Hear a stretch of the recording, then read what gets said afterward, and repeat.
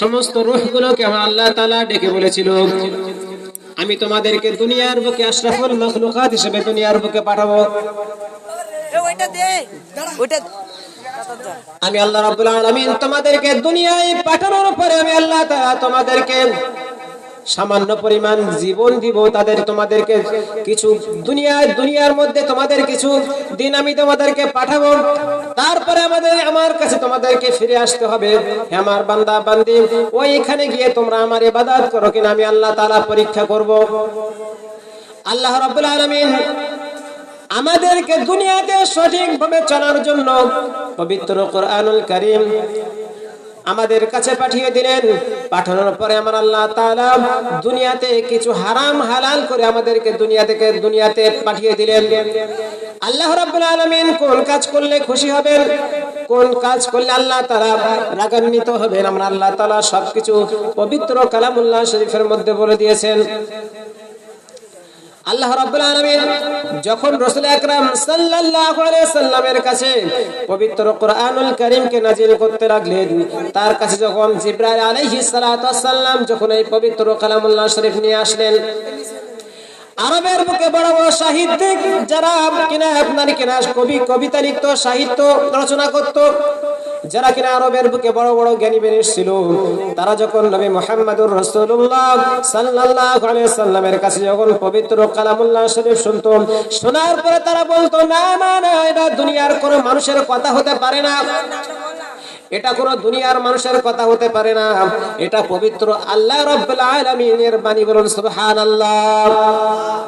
আল্লাহ রাব্বুল আলামিন যখন আল্লাহ রাব্বুল আলামিন সূরা ইখলাস কে আমার আল্লাহ রাসূল সাল্লাল্লাহু আলাইহি সাল্লামের কাছে নাজিল করলো, নাজিল করার পরে আল্লাহর হাবিব জনাবে মুহাম্মদুর রাসূলুল্লাহ সাল্লাল্লাহু আলাইহি সাল্লাম পুরো মক্কাবাসীকে চ্যালেঞ্জ করলেন, কে আছো বলো, আমার মতো একটা ছোট্ট আল্লাহ তাআলা যে সূরা ইখলাস কে পাঠিয়েছেন, নাজিল করেছেন আমার কাছে, এই ছোট্ট একটা সূরা ইখলাসের মতো তোমরা একটা সূরা তৈরি করে দেখাও। আল্লাহর হাবিব জনাবে মুহাম্মদুর রাসূলুল্লাহ সাল্লাল্লাহু আলাইহি সাল্লামের কাছে যখন সূরা ইখলাসটা তেলাওয়াত করলো, তেলাওয়াত করার পরে সাহাবীরা সেটা লিপিবদ্ধ করে জনাবে হাবিবুল্লাহ মুহাম্মদুর রাসূলুল্লাহ সাল্লাল্লাহু আলাইহি ওয়াসাল্লাম সেই সূরা ইখলাসটাকে আপনার কিনা কাবা শরীফের দেয়ালে ঝুলিয়ে দিল। সমস্ত সমগ্র আরববাসীকে বলে দিল, দুলাইনের সূরা ইখলাসের মতো তোমরা একটা সূরা তৈরি করে দেখাও, যার মধ্যে আল্লাহ রাব্বুল আলামিনের 71 বর্ণনা আল্লাহ তাআলা করেছেন। কুল, হে নবী আপনি বলে দিন, আমি আল্লাহ এক,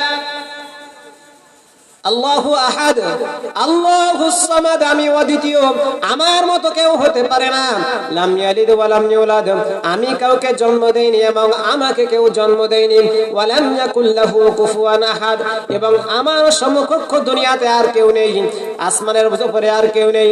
আল্লাহ রাব্বুল আলামিন বলেন, আমি আল্লাহ তাআলা তোমাদের সৃষ্টিকর্তা, আমি আল্লাহ তাআলা তোমাদেরকে দুনিয়ার বুকে প্রেরণ করেছি, ওয়া মা খালাকতুল জিন্না ওয়াল ইনসা ইল্লা লিয়াবুদুন, এই জন্য প্রেরণ করেছি তোমরা দুনিয়ার বুকে আমি আল্লাহ তাআলা আমার ইবাদত করবে, আমার নবীর পদঙ্ক অনুসরণ করে চলবে, তার কথা মোতাবেক যদি তোমরা দুনিয়ার বুকে চলতে থাকো, আমি আল্লাহ রাব্বুল আলামিন বলছি তোমাদের জন্য জান্নাতটাকে আমি আল্লাহ তাআলা সহজ করে দেব। এই জন্য আমার আল্লাহ তাআলা বলেন, ইন্নাল্লাযীনা আমানু ওয়া আমিলুস সালিহাতি কানাত লাহুম জান্নাতুল ফিরদাউস নুজুলা, নিশ্চয় আমি আল্লাহ তাআলা ওই সমস্ত বান্দা বান্দীদেরকে আমি জান্নাতুল ফিরদাউস দান করব, আমি আমার ওই সমস্ত বান্দা বান্দীদেরকে উচ্চ মাকাম দান করব, যেদিনে মানুষ হাই হুতাশ করতে থাকবে, জান্নাতে যাওয়ার জন্য একে অপরের কাছে পলায়ন করতে থাকবে, একে অপরের কাছে নেকি আনার জন্য ছটফট করতে থাকবে, আমি আল্লাহ তাআলা আমার এই সমস্ত বান্দীদেরকে জান্নাতুল ফিরদাউস নসিব করব, যারা কিনা দুনিয়ার বুকে নেক আমল করবে, দুনিয়ার বুকে সৎ কাজ করবে, আমি আল্লাহ রাব্বুল আলামিন ওই সমস্ত বান্দা বান্দীদেরকে জান্নাতুল ফিরদাউস দান করব। বলুন সুবহানাল্লাহ। তো আল্লাহ রাব্বুল আলামিন ওয়াদা করেছেন, তো আল্লাহর ওয়াদা মোতাবেক তিনি অবশ্যই আমাদেরকে জান্নাত দেবেন, কিন্তু আমাদের সেই কাজটা করতে হবে, জান্নাতে যাওয়ার কাজটা আমাদেরকে করতে হবে। আল্লাহ রাব্বুল আলামিন আমাদেরকে দুনিয়াতে পাঠিয়েছেন, আমাদের দুনিয়াতে থাকতে দুঃখ কষ্ট সুখ বেদনা সমস্ত সবকিছু দিয়ে আল্লাহ তাআলা আমাদেরকে পরীক্ষা করবেন। আল্লাহ রাব্বুল আলামিন বলেন, হে আমার বান্দা বান্দি, আমি তোমাদেরকে দুনিয়ার বুকে পাঠালাম খাউফুন আলাইহিম ওয়ালা হুম ইয়াহজানুন। আমি আল্লাহ তাআলা তোমাদেরকে দুনিয়ার বুকে পাঠানোর পরে তোমাদেরকে একটু ভয় দেখাবো। তোমাদের সম্পদকে নষ্ট করে দিয়ে আমি আল্লাহ তাআলা ভয় দেখাবো। তোমাদের সন্তান সন্ততি দুনিয়ার বুক থেকে কেড়ে নিয়ে আমি আল্লাহ তাআলা তোমাদেরকে ভয় দেখাবো। তোমাদের ফসলকে ক্ষতি করে আমি আল্লাহ তাআলা তোমাদেরকে ভয় দেখাবো। এই ভয় পাওয়ার পরে তোমরা যদি ইন্নাল্লাহা মা'আস সাবিরিন, আমি আল্লাহ তাআলা আমার উপরে সবর করে আমার উপরে বিশ্বাস করে তোমরা যদি ধৈর্য ধারণ করতে পারো, আমি আল্লাহ রাব্বুল আলামিন তোমাদের জন্য জান্নাতটাকে সহজ করে দেব। বলুন সুবহানাল্লাহ। সেই জন্য জান্নাতে যাওয়ার জন্য সর্বপ্রথম আল্লাহ তাআলার ভয় আমাদের ভিতর রাখতে হবে। ইবনে আব্বাস রাদিয়াল্লাহু তাআলা আনহু বলেন এবং হযরত আবু হুরায়রা রাদিয়াল্লাহু তাআলা আনহু হইতে বর্ণিত জনাবে মুহাম্মদুর রাসূলুল্লাহ সাল্লাল্লাহু আলাইহি সাল্লাম বলেন, আমার উম্মতের মধ্যে দুই ব্যক্তিকে আমি রাসূল বলছি, তাদের চোখগুলোকে আল্লাহ তাআলা কোনোদিন জাহান্নামের মধ্যে প্রবেশ করাবে না। আমার ওই সমস্ত বান্দা বান্দি যারা কিনা দুনিয়ার বুকে ইসলামিক রাষ্ট্রগুলো পাহারা দেয়, যেরকম ভাবে আল্লাহ রাসূলের জামানায় তার সাহাবীরা যুদ্ধের ময়দানে যুদ্ধের সামানপত্রগুলো রাত্রি বেলা পাহারা দিত, অন্যান্য সাহাবীরা ঘুমিয়ে থাকতো। আল্লাহর হাবিব জনাবে মুহাম্মদুর রাসূলুল্লাহ সাল্লাল্লাহু আলাইহি সাল্লাম বলেন, আমার ওই সমস্ত উম্মতানি তাদের চোখগুলোকে আমার আল্লাহ তাআলা জাহান্নামের মধ্যে প্রবেশ করাবেন না। অন্যত্র আছে আল্লাহর হাবিব জনাবে মুহাম্মদুর রাসূলুল্লাহ সাল্লাল্লাহু আলাইহি সাল্লাম বলেন, আল্লাহ রাব্বুল আলামিন কোরআনের মধ্যে যেগুলোকে হারাম বিবেচনা করেছেন, যেগুলোকে হারাম বলে দিয়েছেন, ওই সমস্ত জিনিস যখন আপনার সামনে চলে আসবে, ওই সমস্ত জিনিসগুলোকে আপনি হারাম ভেবে যখন আপনি তা থেকে বিরত থাকবেন, সেই সমস্ত জিনিসগুলো দেখে আপনি যখন আপনার সেগুলোকে খারাপ মনে করে সেখান থেকে সরে যাবেন, আল্লাহর হাবিব জনাবে মুহাম্মদুর রাসূলুল্লাহ সাল্লাল্লাহু সাল্লাম বলেন, ওই সমস্ত উম্মতানি জাহান্নামের মধ্যে প্রবেশ করবে না। বলুন সুবহানাল্লাহ। আর আমরা আমার মা বোনেরা এই লোনের টাকা নেওয়ার জন্য ব্যস্ত হয়ে গেছি। যেখানেই লোন আছে ছিঁড়ে কুটে একেবারে সেইখানে যাওয়ার জন্য ব্যস্ত। তাহলে আমাদের জাহান্নামে দেবে না, কাদেরকে দেবে আল্লাহ তাআলা?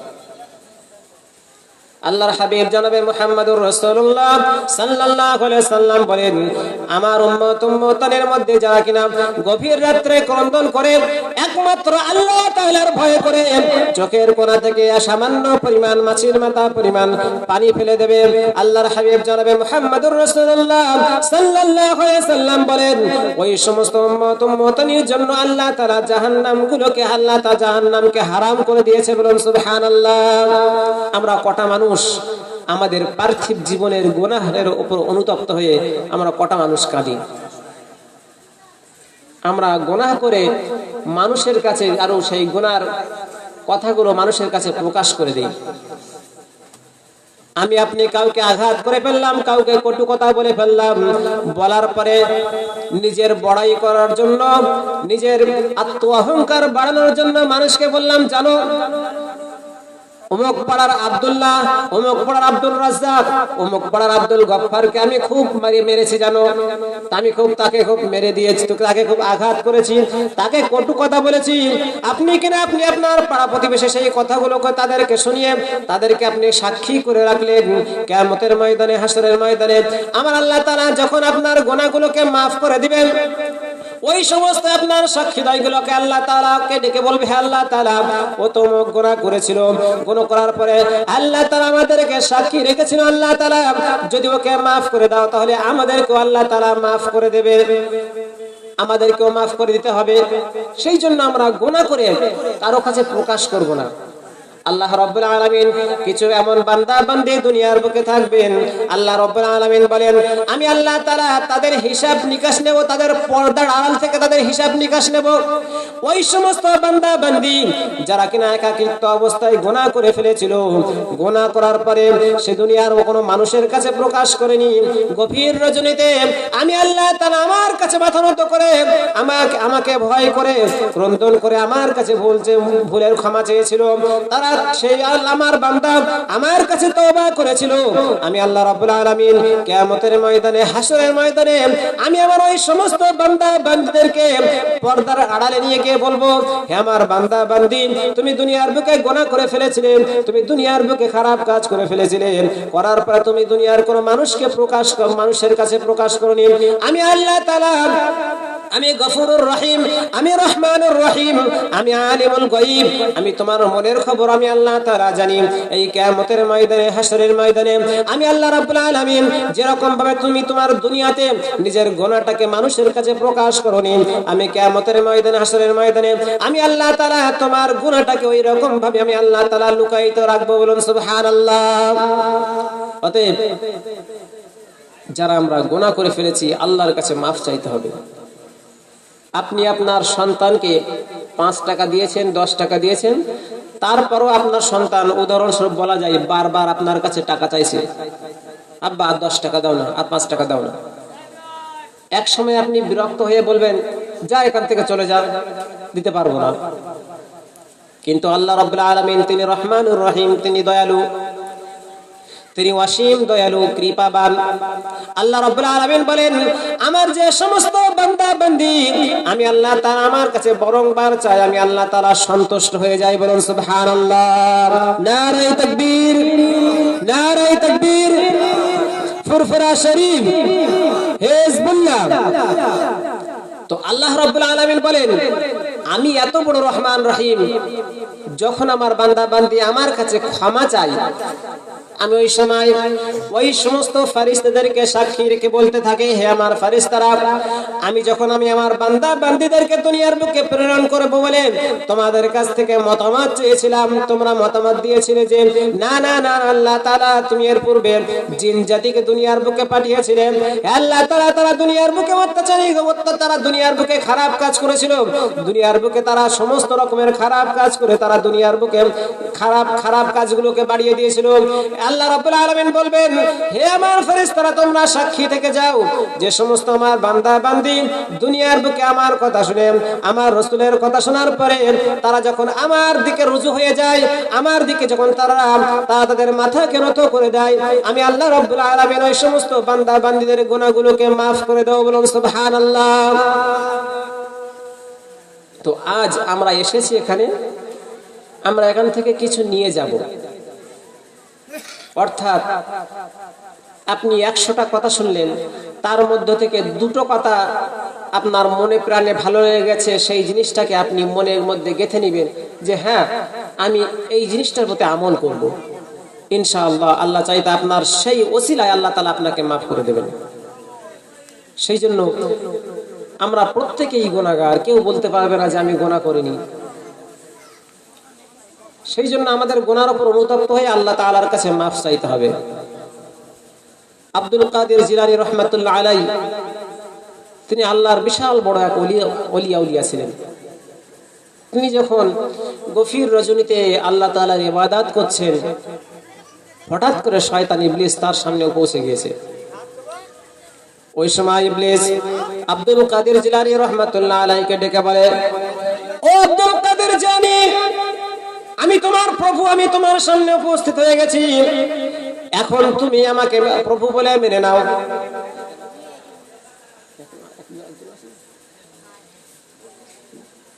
তুমি আমাকে প্রভু বলে মেনে নাও, তুমি আমাকে আল্লাহ বলে মেনে নাও।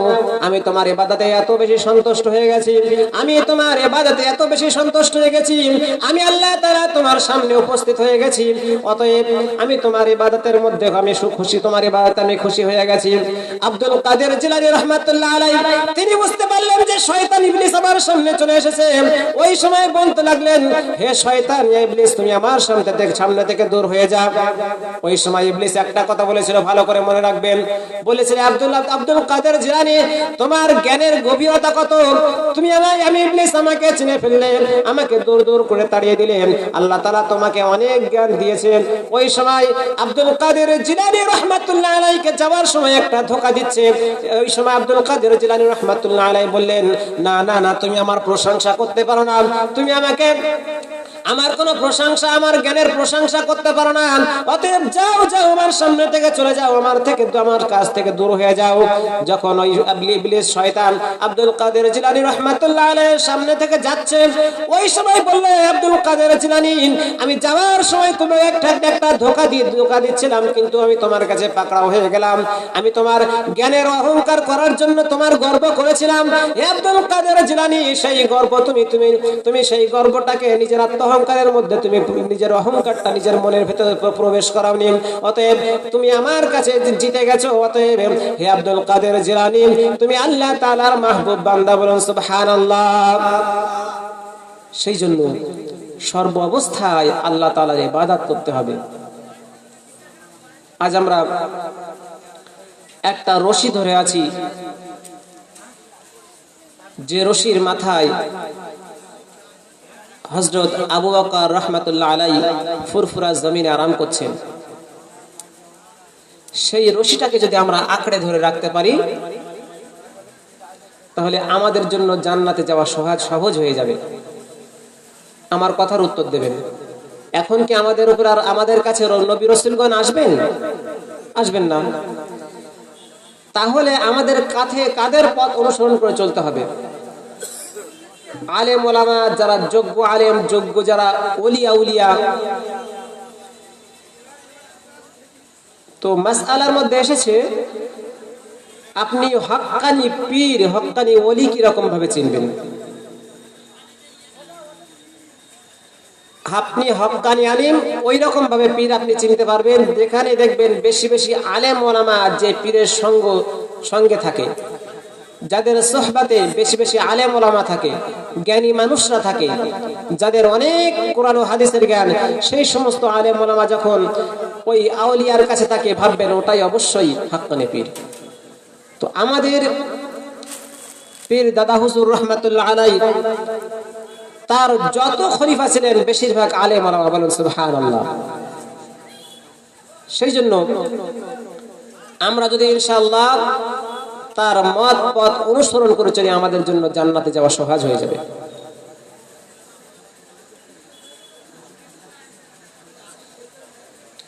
তো যাই হোক, আল্লাহ রাব্বুল আলামিন আমাদের শোনাচ্ছে, বলাচ্ছে, বেশি বেশি আমল করার তৌফিক দান করুন।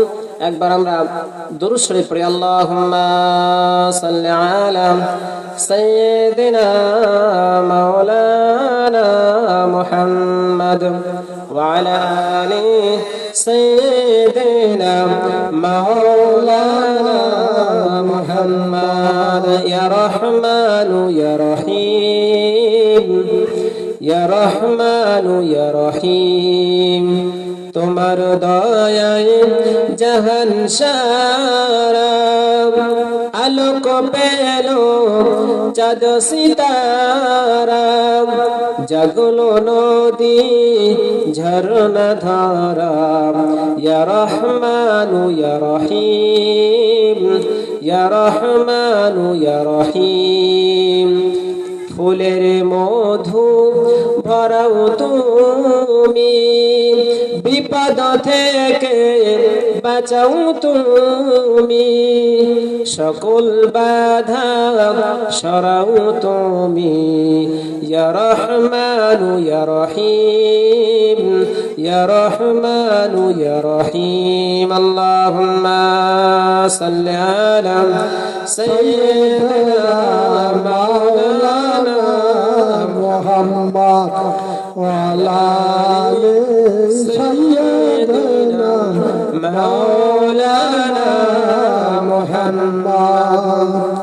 গাছে চিনিল নবীজিকে, মাঝে চিনিল নবীজির উম্মত হইয়া চিনিলাম না রে, চিনিল বনের হরিণী। আল্লাহুম্মা সাল্লি আলা সাইয়্যিদিনা মাওলানা মুহাম্মদ ওয়া আলা আলি সাইয়্যিদিনা মাওলানা মুহাম্মদ।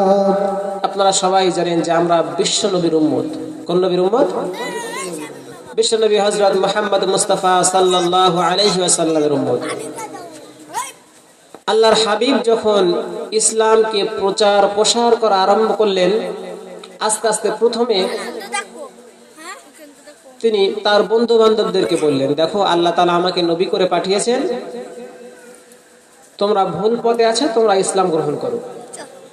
আস্তে আস্তে আস্তে আস্তে তিনি মানুষের কাছে প্রকাশ করতে লাগলেন।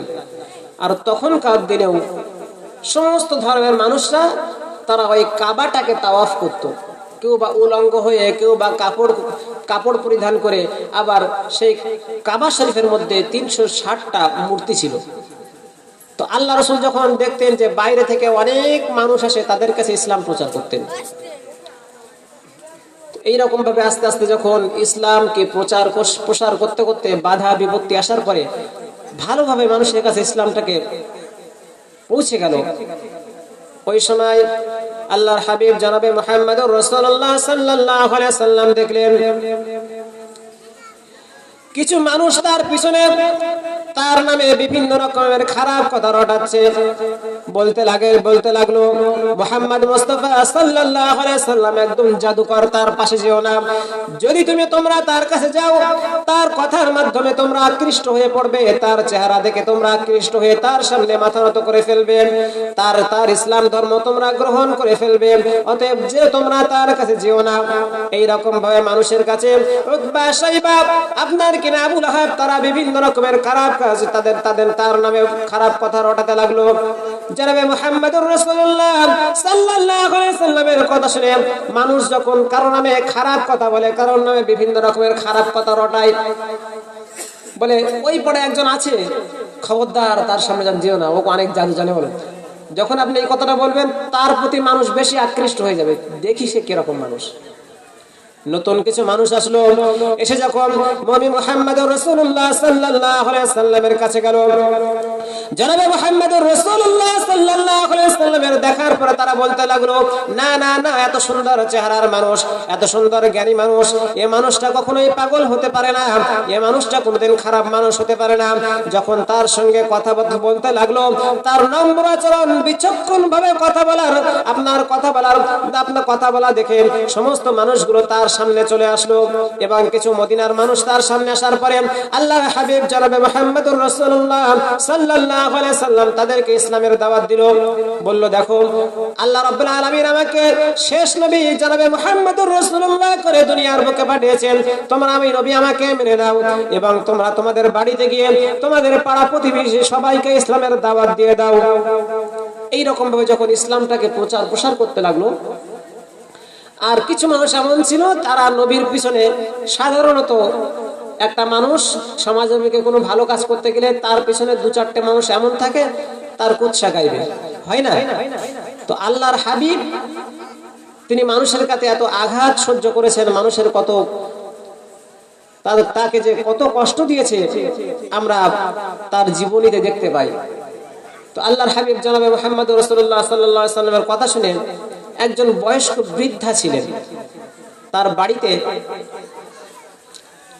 বাড়ি থেকে কোথাও বেরোতো না। যখন ওই সমস্ত মুশরিকরা সেই বৃদ্ধার কানে গিয়ে বলল, জানো এই মক্কা নগরীতে কুরাইশ বংশের মধ্যে একটা ছেলে আছে যে কিনা নতুন একটা ধর্ম প্রচার করছে। আসলে এই ধর্মটা নতুন নয়, আল্লাহ রাব্বুল আলামিন আদম আলাইহিস সালামকে নবী করে পাঠিয়েছিলেন। অর্থাৎ আল্লাহ রাব্বুল আলামিন সৃষ্টির পূর্ব থেকে ইসলামকে আল্লাহ রাব্বুল আলামিন এই জমিনে ইসলামকে প্রচার প্রসার করার জন্য আল্লাহ তাআলা প্রথম থেকে নবী করে পাঠিয়েছেন। আদম আলাইহিস সালাম যখন দুনিয়ার বুকে আসলেন, তিনিও ইসলাম প্রচার করলেন, তিনি তার সন্তানদেরকে ইসলামের দাওয়াত দিলেন, তাদেরকে ইসলাম বোঝালেন। তো আল্লাহর হাবিব জনাবে মুহাম্মদুর রাসূলুল্লাহ সাল্লাল্লাহু আলাইহি সাল্লামের কথা শুনে ওই বৃদ্ধা মহিলা বলল, আমি আমার বাপ দাদার ধর্ম অনেক দিন থেকে মেনে আসছি, এখন যদি এই মুহাম্মাদের কথা শুনে আমার বাপ দাদার ধর্ম ছেড়ে দিই, সে বড় জাদুকর। এই কথা ভেবে বুড়ো বৃদ্ধা তার একটা পোটলা তৈরি করে বাড়ি থেকে বলছে, আমি মক্কায় আর থাকবো না, আমি অন্য জায়গায় চলে যাব। বৃদ্ধা মহিলা ওই সময় চিন্তা ভাবনা করে তার দরকারি জিনিসপত্র নিয়ে, খাবার সামান নিয়ে, তার পোটলাটা একটু ভারী হয়ে গেছে, ঠিক মতো হাঁটতে পারে না। ওই বৃদ্ধা মহিলা আপনার কিনা তার পোটলাটা নিয়ে তার বাড়ি থেকে বাইরে হয়ে গেল। প্রতিমধ্যে মুহাম্মদুর রাসূলুল্লাহ সাল্লাল্লাহু আলাইহি সাল্লাম দেখলেন একটা বৃদ্ধা মহিলা হাঁটতে পারে না। ওই বৃদ্ধা মহিলাকে বলল, মা তুমি এত কষ্ট করে কোথায় যাও? ওই সময় বলল, জানো আমাদের এলাকার মধ্যে এমন একটা ব্যক্তির আবির্ভাব হয়েছে যে কিনা মুহাম্মদুর রাসূলুল্লাহ, যে কিনা আল্লাহ রাব্বুল আলামিনের নবী বলে দাবি করে, যে কিনা ইসলাম ধর্ম প্রচার করে। আমি আমার বাপ দাদার ধর্ম ছাড়তে চাই না, অতএব আমি তার কাছ থেকে পলায়ন করে অন্যত্র চলে যাচ্ছি। তখন নবী বুঝলেন, তো আমার ভয়ে তো পালাচ্ছে, এখন আমি যদি আমার কথা আমার পরিচয়টা তার সামনে দিয়ে দিই, তাহলে তো সে আমার সাহায্য নেবে না। ওই সময় জনাবে মুহাম্মদুর রাসূলুল্লাহ সাল্লাল্লাহু আলাইহি সাল্লাম বললেন, বুড়িমা আপনার খুব কষ্ট হচ্ছে, আপনার গন্তব্যস্থল পর্যন্ত আমি যাচ্ছি, আপনার ওই পোটলাটাকে আমার মাথায় দিয়ে দেন। জনাবে মুহাম্মদুর রাসূলুল্লাহ সাল্লাল্লাহু আলাইহি সাল্লাম সেই বৃদ্ধা মহিলার সঙ্গে গুটি গুটি পায়ে হাঁটতে তিনি যাচ্ছেন। বৃদ্ধা মহিলা হাঁটতে পারে না, কিছুদিন গিয়ে বিশ্রাম করে বলেন। বৃদ্ধা মহিলা বলতে থাকে, ও বাবা তুমি কে আমাকে বিনা পয়সায় আমাকে সাহায্য করে যাচ্ছ, আমাকে এত বড় সাহায্য করছে, তোমার পরিচয়টা দাও।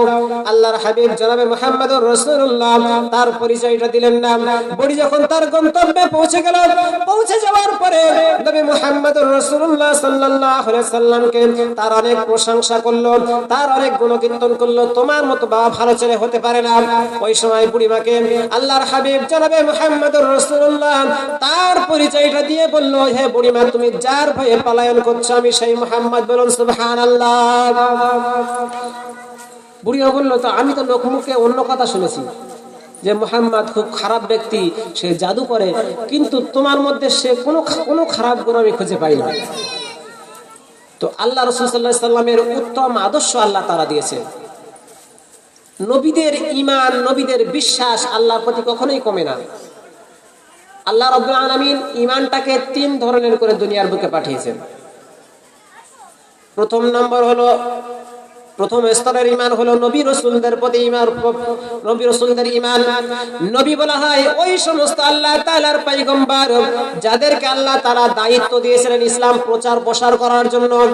রাসূল ওই সমস্ত নবীদের এবং ওই সমস্ত পয়গম্বরদেরকে রাসূল বলা হয় যাদের কাছে আল্লাহ তাআলা আসমানের কিতাব পাঠিয়েছিলেন, যেমন জবুর, তাওরাত, ইনজিল, আল কোরআন। আল্লাহর হাবিব জনাবে মুহাম্মদুর রাসূলুল্লাহকে আল্লাহ তাআলা নবী করেও পাঠিয়েছিলেন, তার সঙ্গে রাসূল করেও পাঠিয়েছিলেন। বলুন সুবহানাল্লাহ। তো আল্লাহর হাবিব জনাবে মুহাম্মদুর রাসূলুল্লাহ সাল্লাল্লাহু আলাইহি সাল্লাম তিনি কত বড় ব্যক্তিত্ব ছিলেন। আল্লাহর হাবিব এত ভালো মানুষ ছিল, তার এত সুন্দর ব্যবহার ছিল, মানুষ তার ব্যবহারে মুগ্ধ হয়ে যেত, তার চরিত্র, তার চেহারা দেখে মানুষ মুগ্ধ হয়ে যেত। আল্লাহর হাবিব জনাবে মুহাম্মদুর রাসূলুল্লাহ সাল্লাল্লাহু আলাইহি সাল্লামের তার চেহারাটাকে সামান্য আমি বর্ণনা দিলে আপনি বুঝতে পারবেন। আল্লাহর হাবিব জনাবে মুহাম্মদুর রাসূলুল্লাহ সাল্লাল্লাহু আলাইহি সাল্লাম খুব বেটেও ছিল না, খুব আপনার কিনা লম্বাও ছিলেন না। আল্লাহর হাবিব জনাবে মুহাম্মদুর রাসূলুল্লাহ সাল্লাল্লাহু আলাইহি সাল্লাম তার মাথার মধ্যখান দিয়ে সিধা কাটতেন। আল্লাহর হাবিব কখনো চুল তার কাঁধ পর্যন্ত রেখেছেন, আবার কখনো পর্যন্ত তার ঘাড় পর্যন্ত রেখেছেন, আবার কখনো তিনি তার চুলটাকে অনেক ছোট্ট করে রেখেছেন।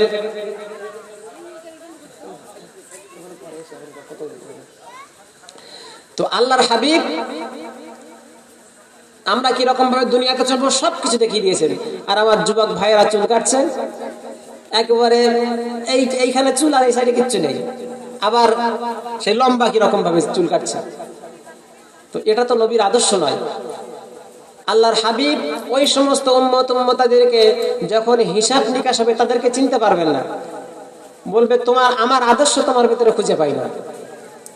আল্লাহর হাবিব জনাবে মুহাম্মদুর রাসূলুল্লাহ সাল্লাল্লাহু আলাইহি সাল্লাম, আল্লাহ রাব্বুল আলামিন তার এত সুন্দর চেহারা দিয়েছিলেন, আল্লাহ রাব্বুল আলামিন তার এত সুন্দর চেহারা দিয়েছিলেন, তার বর্ণনা করতে গিয়ে সাহাবীরা বলেন আল্লাহর হাবিব জনাবে মুহাম্মদুর রাসূলুল্লাহ সাল্লাল্লাহু আলাইহি সাল্লামের গায়ে সামান্য পরিমাণ একটা ছোট্ট ফোঁড়া হয়েছিল, সেই ফোঁড়ায় সামান্য পরিমাণ পুঁজ হয়েছে।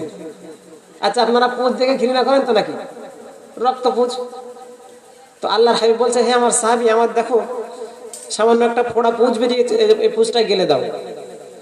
আল্লাহর হাবিব জনাবে মুহাম্মদুর রাসূলুল্লাহ সাল্লাল্লাহু আলাইহি সাল্লামের যখন ওই পুঁজটাকে বের করে একটা পাত্রে রাখলো, ছোট্ট একটি পাত্রে, আল্লাহর হাবিব ওই সাহাবাকে বললেন, ও আমার সাহাবারা, এই পুঁজটাকে তুমি ফেলে দিয়ে এসো। ওই সাহাবা কি করলেন? আল্লাহ রাসূলের আড়ালে গিয়ে সেই পুঁজটাকে তিনি খেয়ে নিলেন। খাওয়ার পরে আল্লাহ রাসূল সামনে এসেছেন, আল্লাহ রাসূলের গায়ের ফোঁড়ার যে সামান্য পরিমাণ পুঁজ রক্ত, সেটা সে খেয়ে ফেলেছে। এখন বলছে, আল্লাহ রাসূল বলছে, হে আমার সাহাবী, তুমি কোথায় ফেলে এসেছো? সাহাবী আল্লাহ রাসূলকে বলে, ইয়া রাসূলুল্লাহ, ইয়া হাবিবাল্লাহ, আপনার গায়ের ঘাম এত সুগন্ধি, মেশকে আম্বার, আপনার গায়ের আপনার ঘামের চেয়ে আপনার কিনা মেশকে আম্বারের চেয়ে আপনার গায়ের ঘাম সুগন্ধ। ইয়া রাসূলুল্লাহ, ইয়া হাবিবাল্লাহ, আপনার ওই পুঁজটাকে আমি ফেলে দেইনি, ইয়া রাসূলুল্লাহ, আপনার পুঁজটাকে আমি খেয়ে নিয়েছি। ওই সময় আল্লাহ রাসূল সাল্লাল্লাহু আলাইহি সাল্লাম তার পাক জবানের মধ্যে বলেছিল, ও আমার সাহাবী, আমার শরীরের রক্তপুঁজ তোমার দেহের মধ্যে প্রবেশ করেছে, আমার আল্লাহ তাআলা তোমার জন্য জাহান্নামটাকে হারাম করে দিয়েছে। বলুন সুবহানাল্লাহ। আল্লাহ রাসূল সাল্লাল্লাহু আলাইহি সাল্লামের গায়ের ঘাম মোবারক এত সুগন্ধি ছিল। সাহাবারা বর্ণনা করছেন যে আল্লাহ রাসূল সাল্লাল্লাহু আলাইহি সাল্লাম যখন কোন রাস্তা দিয়ে যেতেন, দীর্ঘদিন ধরে সেই রাস্তায় সুগন্ধি, যে মানুষ বুঝতে পারতো যে এই রাস্তায় নবী মুহাম্মদ রাসূলুল্লাহ সাল্লাল্লাহু আলাইহি সাল্লাম হেঁটেছে। বলুন সুবহানাল্লাহ। আল্লাহর হাবিব জনাবে মুহাম্মদুর রাসূলুল্লাহ সাল্লাল্লাহু আলাইহি সাল্লাম, তার এত সুন্দর ব্যবহার ছিল। আল্লাহর হাবিব হযরত ওমর রাদিয়াল্লাহু তাআলা এর সঙ্গে রাস্তা দিয়ে হেঁটে যাচ্ছেন, এমন সময় একটা পাওনাদার এসে আল্লাহ রাসূলের এই রকম ভাবে তার গায়ে কাপড় দিয়েছিল, কাপড়টাকে এমন জোরে টেনে দিল, আল্লাহ রাসূলের মুখ রক্ত বিবর্ণ হয়ে গেল, মুখটা লাল বিবর্ণ হয়ে গেছে। ওই সময় আল্লাহ রাসূল সাল্লাল্লাহু আলাইহি সাল্লাম ডেকে বলে, কি ব্যাপার, আমার সঙ্গে এরকম আচরণ করলে কেন? আল্লাহর বান্দা বলতে থাকে, হে রাসূল, আমি আপনি আমার কাছ থেকে কিছু সম্পদ নিয়েছিলেন, সেটা আমি নেওয়ার জন্য আপনাকে টেনেছি। আল্লাহর হাবিব জনাবে মুহাম্মদুর রাসূলুল্লাহ সাল্লাল্লাহু আলাইহি সাল্লাম বলেন, তোমার তো আজকে দেওয়ার কথা নয়, দুদিন পরে দেওয়ার কথা। বলছে, আমার সম্পদ এখনই আমার প্রয়োজন। ওই সময় ওমর রাদিয়াল্লাহু তাআলা আনহু বলেন, হে রাসূলুল্লাহ, ইয়া হাবিবাল্লাহ, আপনার সঙ্গে খারাপ আচরণ করার জন্য আমি বলুন, আপনি বলুন, একবারে কে আমি ভালোভাবে শায়েস্তা করে দেব, একে আমি আঘাত করব। আল্লাহর হাবিব জনাবে মুহাম্মদুর রাসূলুল্লাহ বলেছিলেন, হে আবু হুরায়রা, হে ওমর, না না, তুমি তার সঙ্গে খারাপ ব্যবহার করতে পারো না, সে পাওনাদার। এখন যাও, বাইতুল মাল থেকে এর অর্থটাকে দিয়ে দাও। যখন নবী মুহাম্মদুর রাসূলুল্লাহ সাল্লাল্লাহু আলাইহি ওয়াসাল্লাম যখন কিনা ওই বাইতুল মাল থেকে যখন তার সম্পদটা সাহাবারা ফিরিয়ে দিচ্ছে, ওই ব্যক্তিকে জিজ্ঞাসা করতে লাগলো, তুমি আল্লাহর রাসূলের সঙ্গে খারাপ ব্যবহার করলে কেন? ওই ইহুদি ব্যক্তি বলতে লাগলো, ও আল্লাহর রাসূলের সাহাবীরা, তোমরা শুনে নাও, আমি আল্লাহর রাসূলের পরীক্ষা করার জন্য তার গলাটাকে টেনেছিলাম। আমি আমার জবুর ইনজিলে আমি এমন কিছু আপনার কেনা জিনিস পড়েছি যে শেষ নবী মুহাম্মদুর রাসূলুল্লাহ সাল্লাল্লাহু আলাইহি সাল্লাম হবে, তার সঙ্গে যদি কোনো মানুষ খারাপ ব্যবহার করে, তার সঙ্গে যদি কোনো মানুষ দুর্ব্যবহার করে, তার সঙ্গে তিনি উল্টো উত্তম ব্যবহার করবে। বলুন সুবহানাল্লাহ। তো সে আমার সঙ্গে উত্তম ব্যবহার করেছে, আমি তার কাছে আমার পাওনা নিতে আসিনি, আমি তাকে পরীক্ষা করার জন্য এসেছিলাম, অতএব আমি ইসলাম ধর্ম গ্রহণ করব। বলুন সুবহানাল্লাহ। তো বলছিলাম যে আল্লাহ রাব্বুল আলামিন তিন ধরনের ঈমান দিয়ে আল্লাহ তাআলা আমাদেরকে দুনিয়াতে পাঠিয়েছেন। এক নম্বর হলো নবী রাসূলগণের ঈমান, যাদের ঈমান কখনোই কমে না, সব সময় আমার আল্লাহ তাআলা তাদের ঈমান বাড়াতেই থাকে। আর একটা হলো ফেরেশতাদের ঈমান, যাদেরকে আমরা চোখে দেখতে পাই না, তারা সব সময়ের জন্য আল্লাহ তাআলার ইবাদত বندگی করছে। একজন ফেরেশতা সে সব সময় আল্লাহ তাআলার, সে কিনা আল্লাহ তাআলার কথার অবাধ্য হতে পারে না। আল্লাহ রাব্বুল আলামিন তাকে যে হুকুম করেছেন সেই হুকুমগুলো সে সর্ব অবস্থায় মানতে থাকবে। তার কোনো ক্ষুধার প্রয়োজন হয় না, তার কোনো যৌন তাড়নার প্রয়োজন, তার কোনো যৌন ক্ষুধার প্রয়োজন হয় না, তার কোনো ঘুমানোর প্রয়োজন হয় না। আমার আল্লাহ তাআলা ওই সমস্ত ফেরেশতাদেরকে একটা ঈমান রেখে দিয়েছেন, তাদের ঈমান কখনো বাড়ে না, কখনো কমে না। আর 3 নম্বর ঈমান হলো এই মানুষের ঈমান, যে সমস্ত বান্দা বান্দি আল্লাহর হুকুম মান্য করে চলে, যখন আল্লাহ তাআলার ইবাদত করে ওই সময় আমার আল্লাহ তাআলা ওই বান্দা বান্দির ঈমানগুলোকে বাড়িয়ে দেয়, বলুন সুবহানাল্লাহ।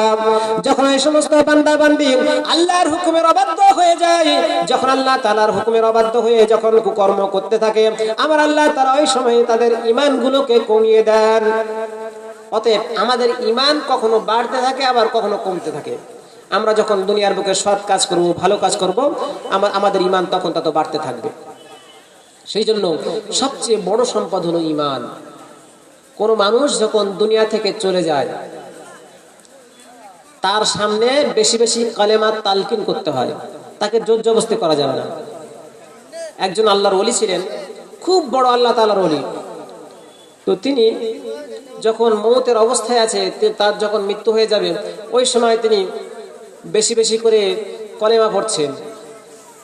তার যোগ্য সন্তান তার সামনে বলছে, আব্বাজি আপনি কলেমা পড়ুন, কলেমা শাহাদাত পড়ুন, আশহাদু আল্লা ইলাহা ইল্লাল্লাহ ওয়াহদাহু লা শারীকা লাহু ওয়া আশহাদু আন্না মুহাম্মাদান আবদুহু ওয়া রাসূলুহু।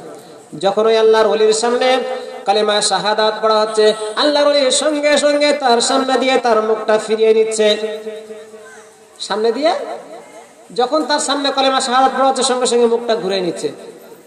কিছুক্ষণ পরে আল্লাহর ওলি বলতে লাগলো, ও আমার সন্তান, তুমি কি ভেবেছো আমি ওই কালেমা শাহাদাত শুনে আমি আমার মুখটাকে ফিরিয়ে নিয়েছিলাম? না না না, ওই সময় আমার সামনে ইবলিস ধোঁকা দেওয়ার জন্য সে চলে এসেছিল। আল্লাহর হাবিব জনাবে মুহাম্মদুর রাসূলুল্লাহ সাল্লাল্লাহু আলাইহি সাল্লাম বলেন, যখন কোনো মানুষ আপনার কিনা তার মৌতের সময় চলে আসে, তার নিকট আত্মীয়, তার যে সবচেয়ে প্রিয় বন্ধু ছিল, তার যে পিতামাতা ছিল, দুনিয়ার বুকে তার যে সবচেয়ে বেশি আপন ছিল, তারা যদি দুনিয়া থেকে আপনার কিনা পরলোক গমন করে, ওই সমস্ত তার বন্ধু বান্ধব, তার পিতামাতা তার সামনে আর তাদের আকৃতি নিয়ে ওই সময় আপনার কিনা ইবলিস আজাজিল উপস্থিত হয়ে যায়। বলতে থাকে, আমি তোমার আব্বা বলছি, আমি তোমার বন্ধু বলছি, আমি তোমার মা বলছি। তার আকৃতি নিয়ে তার সামনে এসে বলে, জানো আল্লাহর বান্দা, আমি মরণের সময় কলেমা পড়িনি, আমি তোমার জন্য পানি নিয়ে এসেছি, তুমি আমার পানিটাকে পান করে নিয়ে তুমি একবার বলো আমি আল্লাহকে বিশ্বাস করি না।